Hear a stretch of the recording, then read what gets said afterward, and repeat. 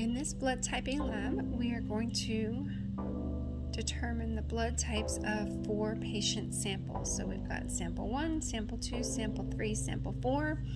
We've got 4 of these plates. You might only have 1 and have to wash it in between, but for this demo we are using 4 different plates for the 4 different samples. We've got the anti-A serum, anti-B serum, and anti-D serum, which is the anti-RH serum, and then several toothpicks to mix our samples. So the first thing that we want to do is we want to take our first patient sample, and we are using synthetic blood for this. We are going to drop a drop of the synthetic blood into each of the wells for patient sample number 1. And then we're going to add the anti-A to the A well, and the anti-B to the B well, and the anti-RH into the RH well. And we're going to take a different toothpick for each of those wells, and we're going to stir it. And we need to stir it and wait for at least 30 seconds. And we're looking for whether or not the blood clumps.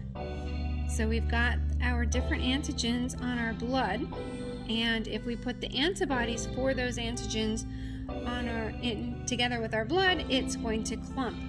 So we're looking for whether or not it clumps in each of the wells.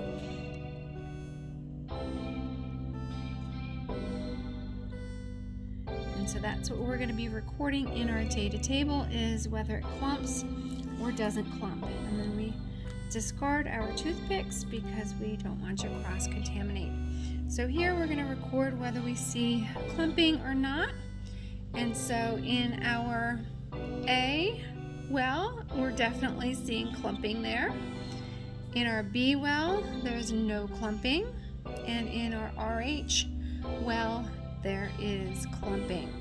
So yes for A, no for B, yes for the RH. So that's patient sample number 1. I'm going to put that aside. Get a new plate. And again, the plates are labeled, so you can see a little A in the corner here, a little B in the corner there, and then an RH up there to keep track of which well is which. We're going to do sample 2 next. So our second patient sample, we're going to put a drop in each of the wells. And then again, we're putting the anti-A in the A well, the anti-B in the B well, and the anti-RH in the RH well. And again, we're going to stir each of those with their own toothpicks.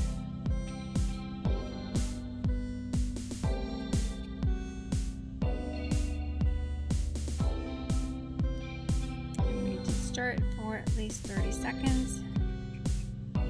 See if we get clumping or no clumping.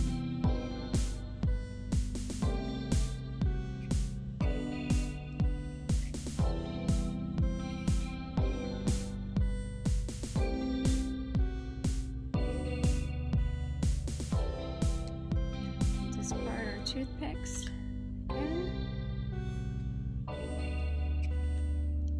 For this sample, we can definitely see clumping in the B. There's no clumping in the A.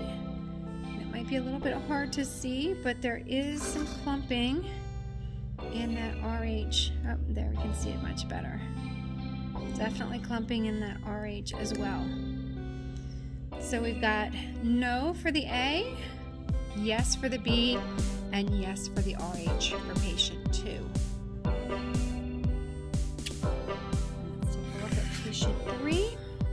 So again, 1 drop of blood in each of the wells.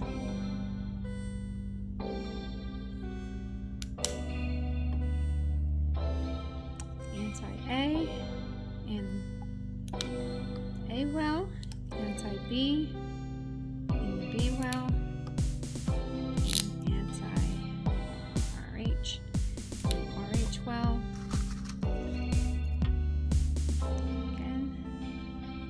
toothpick for each of those.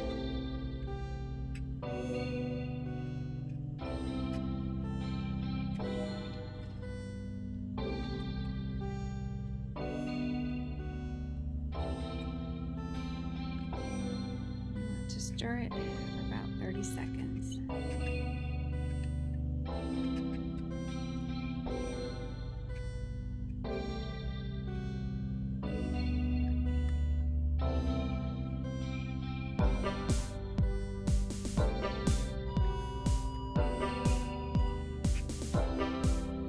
So in that one, you can definitely see clumping in the A and clumping in the B, but there is no clumping in the RH. So it looks like yes for A, yes for B, and no for the RH for patient 3.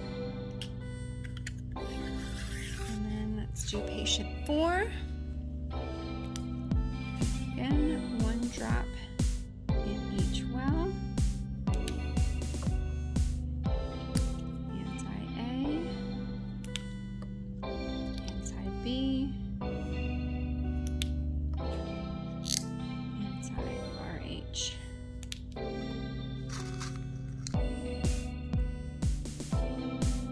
Stir each with a toothpick.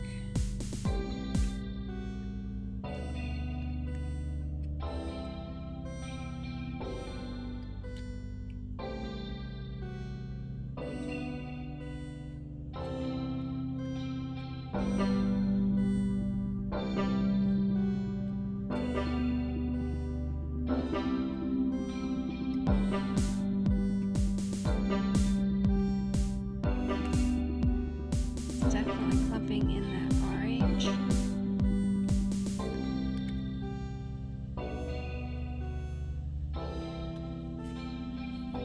And it looks like no clumping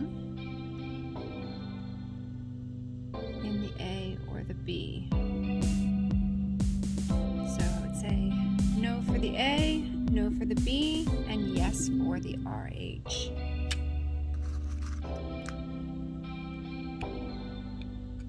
Just double checking that.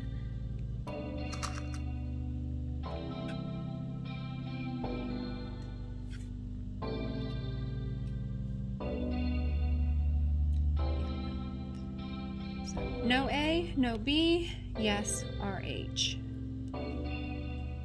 So that is the ABO-RH blood typing lab.